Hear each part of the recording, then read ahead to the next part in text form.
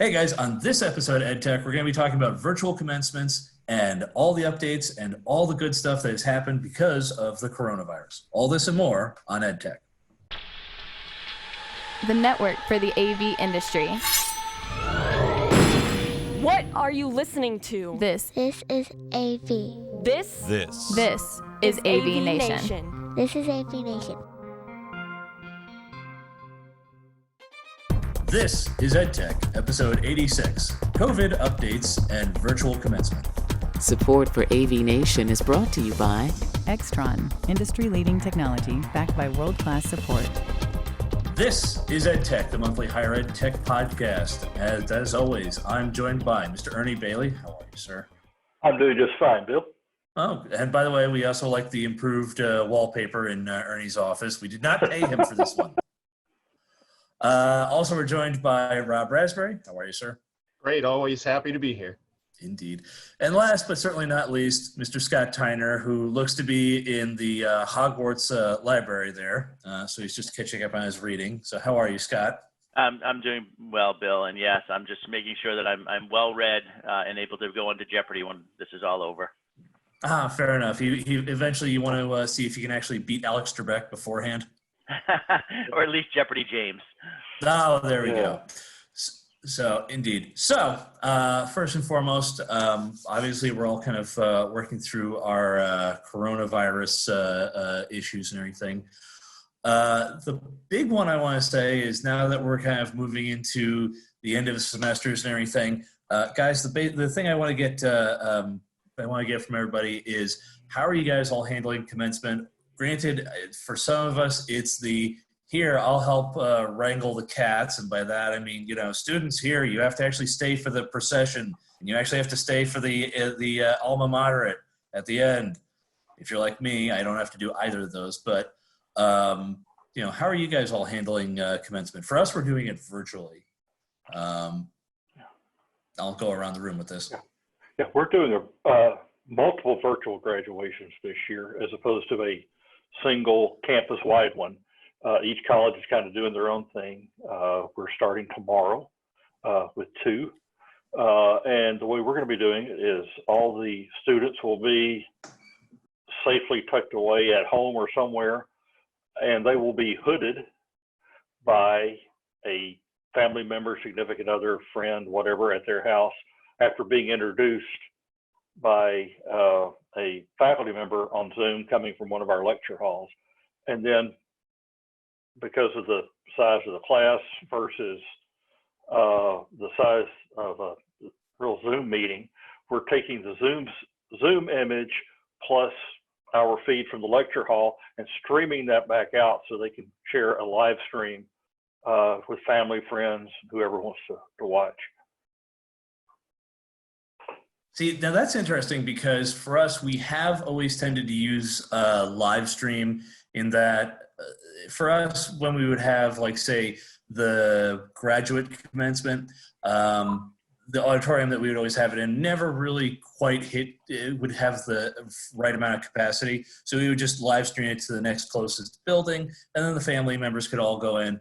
And we didn't realize just how popular that was until the fact that we had 17 classrooms filled with family members. And so, in the future, it might just be here. We're just going to, for the most part, we're probably going to, well, we always tend to stream everything on YouTube, but with virtual commencements, it's been interesting. Rob or Scott, same line of thought, or you guys are just looking going, yeah, it's already been handled. Well, it's sort of a hodgepodge with us. So we really don't know. There's been talk about doing a university-wide sort of virtual commencement in the fall, but a number of colleges and departments already now have, like one I know in a College of Nursing, one of their colleges and departments has already done theirs live on Zoom.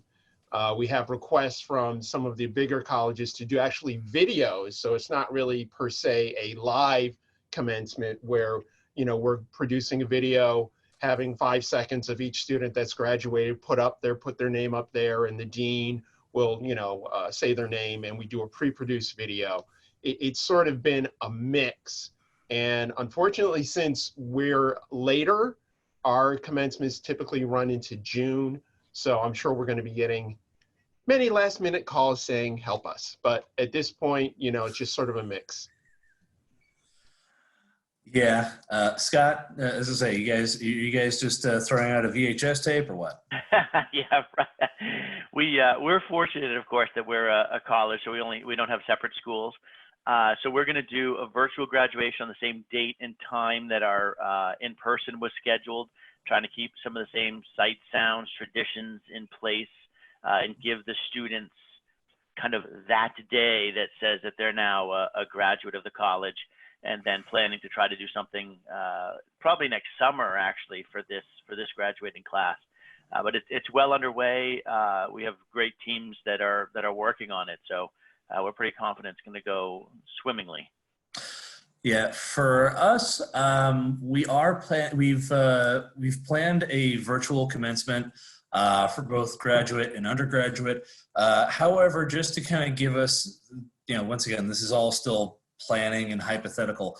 They are looking at having a in-person portion in the fall. Once again, this is all, provided things go well. And just for reference, in my state, we just opened up non-essential construction, and I believe we're also now allowing curbside pickup for retail. You're not allowed in the stores, but you're allowed curbside pickup. So, we're slowly easing into it and everything.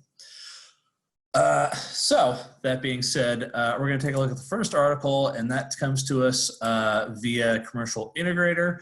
For them, if you take a look through the slides and the article and everything, it's a list of products that are kind of helping integrators solve COVID-19 related problems. So in certain cases, it's a mix of high tech meets low tech. I mean, one of the ones they have is, oh, here, check out our touchless menus. And it's a QR code, and folks can just scan the QR code and, it brings up the menu for the restaurant or what have you and everything. The one that I find kind of interesting, and I just did not see this coming, is the folks over at Aurora. In the fact that they actually are making tablets that actually have a temperature check reader built into the tablet, which part of me goes, oh, that's really cool. The other part of me goes, now, once again, being on campus and being someone who has to every now and then has to deal with PII, and once again, I know, as I say, Ernie, I'm going to be kind of interested to hear your opinion on this one.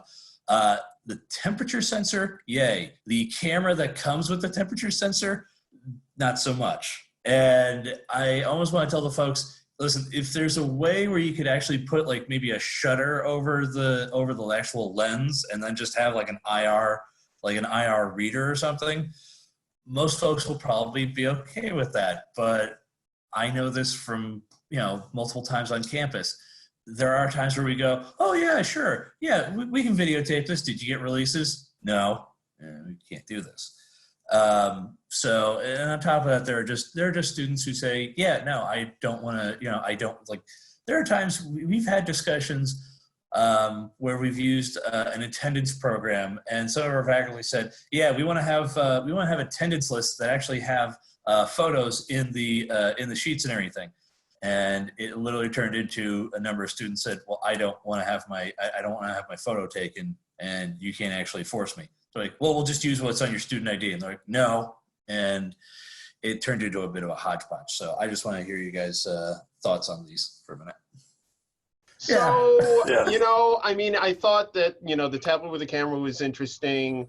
The poly unit, we've seen a lot of this stuff before, and it was interesting that obviously the article was geared towards, mostly non-educational applications. So it was sort of hard to hone in on, what was best. I mean, you have speakerphones, you have your, the encoder.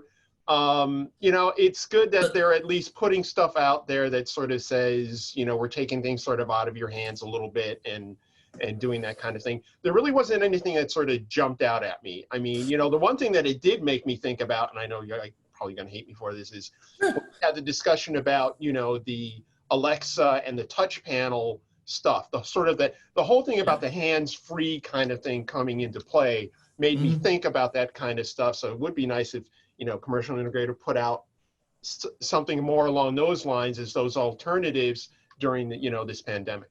Oh yeah. Now the one that I saw and I kind of had to laugh, and it's not so much me laughing at it so much as just it's one of those certain things fall under our umbrella, certain others don't. The one I looked and said, "Oh, that's funny," was the cell phone booster. I'm like, I've tried doing that in my school so many times, and they go, "Listen, we have a partnership with AT&T." Yeah, but I have Verizon. Oh, that's nice. Bill, your work phone is AT&T. Oh yeah, forget about that. Okay. So once again, it's one of those ones where I looked and went, "Oh, that's cool." I don't actually install these, and if we did, our telecom folks put in stuff that looks like you're trying to shove a Mack truck into the telecom office. But like I said, there's little bits here and there where I looked and said, "Oh, all right, I understand where they're coming from with this and everything." But I do agree with you. If anything, I'm actually looking at things more along the lines of, I'm surprised this doesn't spur, like within the next within the next quarter or two, that either Crestron, AMX, whoever you want to talk about with this, doesn't come up with at least some sort of major interface to Alexa or to Siri or whoever, in the fact that folks are going to go and say, "Yeah, no, I don't want to constantly keep cleaning the touch panel," or, "I didn't bring any wipes with me. I don't know where this has been." Not saying folks are germaphobes. I mean, in my own case, our Department of Nursing folks have blatantly said, "Yeah, listen, we want to have paper towel dispensers back in the building." And of course, our capital plans folks went, No, we went green." And they're like, "No, you don't understand. We don't, unless you put toe kicks at the door handles and everything." They're like, we need to have this." So once again, it's high tech, low tech stuff. Hey, thanks for watching this first segment of EdTech. To watch more, please go onto our website, avnation.tv. Thanks. This is EdTech.